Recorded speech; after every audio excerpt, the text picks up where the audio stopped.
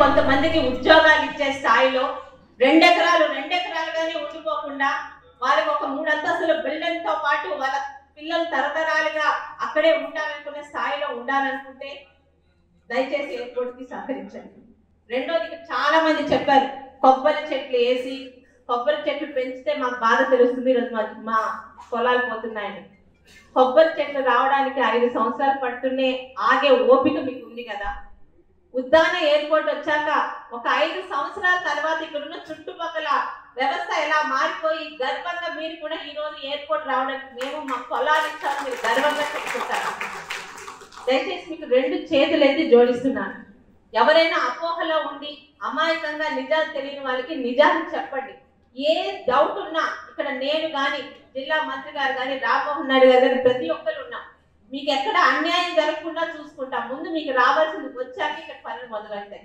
అయితే దయచేసి ఒక్క పాలకుల్లో ఒక చిన్న ఉప్పు పడితే ఎలా పాడవుతుందో కొంతమంది అబద్ధాలని ఇప్పుడు ఫ్రీగా వచ్చింది కదా చేతిలో ఫోను, దానికో జియో నెట్వర్క్, అబద్ధాలని కుంకాలుగా పెద్ద పెద్ద పేజీలు రాసి ఈరోజు వాట్సాప్ లో పెడుతున్నారు. దయచేసి పోలీసు వ్యవస్థ కూడా ఒక విన్నపం సార్, అబద్ధాలని లేని వాటిని ఇలాగ అబద్ధాలతో ప్రజల్లో భయపెట్టేలా చేస్తున్న వాళ్ళ మీద దయచేసి ఒక కన్ను వేయండి. ఎందుకంటే ఈరోజు ఉద్దానం డెవలప్ అయితే ఉద్దానంలో ఒక టీడీపీ వాళ్ళే లేరండి, అన్ని పార్టీల వాళ్ళు ఉన్నారు. ఒక్కసారి ఎమ్మెల్యే అయ్యాక ఈ ఊర్లో ఉన్న ప్రతి ఒక్కరి బాధ్యత ఎలా తీసుకున్నానో అంతేగాని ఆ పార్టీ వాళ్ళు వద్దు ఈ పార్టీ వాళ్ళు కావాలనే అలాంటి ప్రసక్తే గౌతు కుటుంబం ఏ రోజు చేయలేదు, చెయ్యరు కూడా.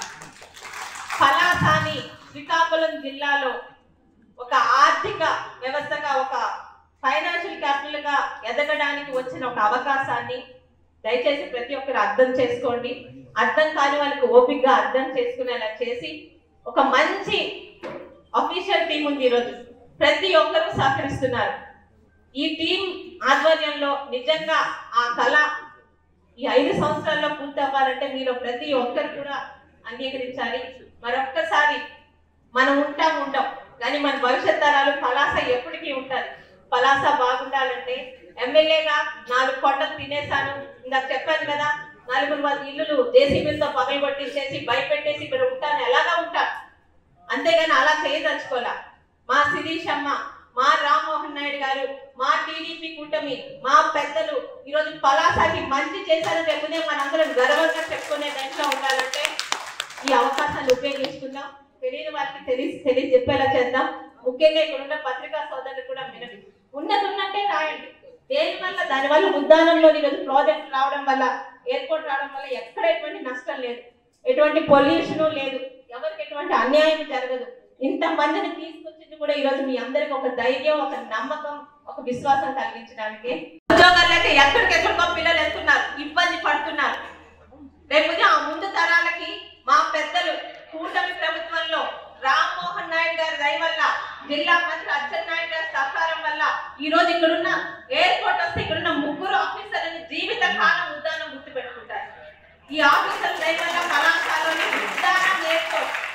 ఉద్దానం ఎయిర్పోర్ట్ అది పలాస ఎయిర్పోర్ట్ కూడా కాదు, ఉద్దానం పేరుని ముందుకు తీసుకెళ్ళడానికి ఇందులో ఎవరికీ స్వార్థం లేదు. దయచేసి అమాయకంగా భయపడిపోయే వాళ్ళే ఉంటారు, నేను కాదనట్లేదు. ఎవరికి పూర్తిగా భూములు పోయిన వారికి ఏ విధంగా మళ్ళీ ఆ దగ్గరలోనే భూములు వచ్చి వాళ్ళ భూముల ధరలు పెరిగేలా జాగ్రత్త తీసుకుంటానని సాక్షాత్ ఈరోజు క్యాబినెట్ లో నెంబర్ 1 మంత్రిగా ఉన్న మన అచ్చెన్నాయుడు గారు చెప్తున్నారు. మన జిల్లాకి నేను ఎమ్మెల్యే అయినప్పటి నుంచి చూస్తున్నాను, కలెక్టర్ గారు కానీ, జేసీ గారు కానీ, ఎస్పీ గారు కానీ ప్రతి నిమిషం అందుబాటులో ఉంటూ ఇబ్బంది లేకుండా డెవలప్మెంట్ అంటే అరే ఈరోజు మనకు ఆర్ఓపి అవుతుందండి, ఆర్ఓపి కావాలని అందరూ కోరుకుంటున్నారు కదా, రైల్వే స్టేషన్ దగ్గర అంత ఇబ్బంది అవుతుందని. మరి ఆర్ఓపి రావడానికి అక్కడ 150 మంది ఇల్లు షాపులు కోల్పోయిన సంగతి మీకు తెలుసా? వాళ్ళ ఇల్లు ఇవ్వమంటే ఈరోజు ఆర్ఓపి రాదు, ఎప్పుడు అక్కడ అదే ఇబ్బందితో అందరం జీవిత కాలం పలాస ఉన్నంత కాలం ఉండేవాళ్ళు. వాళ్ళు అర్థం చేసుకున్నారు, వాళ్ళకి స్థలాలు కేటాయించాం, కాంపన్సేషన్ ఇచ్చాం. ఈరోజు ఆర్ఓపి రామ్మోహన్ నాయుడు గారి దయ వల్ల 48 కోట్లతో వచ్చే ఉగాది లోపల మనం ఈరోజు దాన్ని ఓపెన్ చేసుకోబోతున్నాం. అలాగే ఆఫ్షోర్ అనే మాట వింటనే ఉన్నాం మనం. పలాస మండలంలో 7 గ్రామాలు త్యాగం చేసి వాళ్ళ ఊర్లు వదిలేస్తే ఈరోజు పలాస, వజ్రపు కొత్తూరు, పలాస మున్సిపాలిటీకి తాగునీరు, సాగునీరు ఇబ్బంది లేకుండా కాబోతుంది. మాకెందుకు వజ్రపు కొత్తూరుకి నీరు వచ్చినా రాకపోయినా నా 7 ఊర్లు ఈరోజు ఇల్లు ఇవ్వకపోతే ఆఫ్టర్ ప్రాజెక్ట్ రాదు. మార్పు, అభివృద్ధి రావాలంటే మార్పు కలగాలి. ఎక్కడో దగ్గర దానికి బీజం పడాలి. తెలుగులో ఫాస్టెస్ట్ న్యూస్ ఇప్పుడు కొత్త అవతారంలో 5 సెకండ్లోనే పూర్తి వార్తా సమాచారం మీ చేతిలో. సోషల్ మీడియా ట్రెండ్స్ మీ కళ్ళ ముందుకే live TV and voice search ఆప్షన్స్తో ఇప్పుడే డౌన్లోడ్ చేయండి. యాప్ లింక్ డిస్క్రిప్షన్లో ఉంది.